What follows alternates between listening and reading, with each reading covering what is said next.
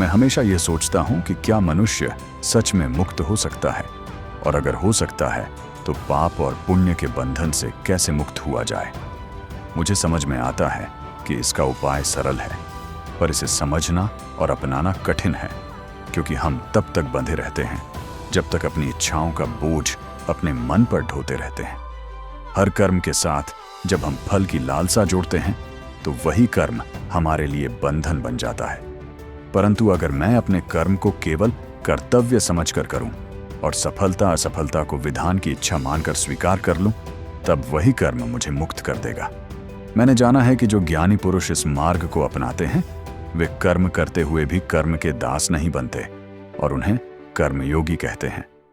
अब मुझे यह समझ में आता है कि ऐसा कर्म कैसे किया जाए जिससे कर्म हो भी और बंधन भी न बने। इसका उत्तर यह है कि मुझे कर्म फल की आसक्ति छोड़नी होगी। मैं जानता हूं कि फल मेरे हाथ में नहीं है, क्योंकि फल तो प्रारब्ध के अधीन है और मैं केवल कर्म कर सकता हूं।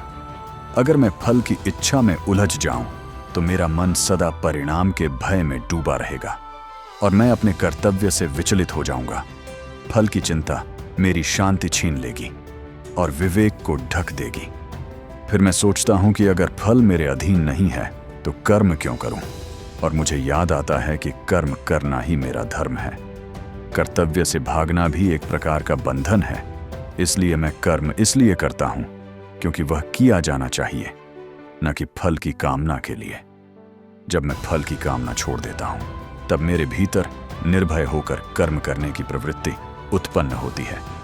साधारण मनुष्य फल की इच्छा से कर्म करता है और सुख दुख के चक्र में फंस जाता है, लेकिन मैं यह जानता हूं कि कर्म करते हुए मन को शांत रखना संभव है, क्योंकि जो होगा वही उचित होगा। अब मैं यह समझता हूं कि जब मैं अपने कर्म को पूजा बना दूं और फल को ईश्वर पर छोड़ दूं, तब मैं कर्म करते हुए भी बंधन से मुक्त हो जाऊंगा। यही मेरे लिए कर्मयोग है और यही मुक्ति का मार्ग है। अगर आपको वीडियो पसंद आए तो चैनल को सब्सक्राइब करें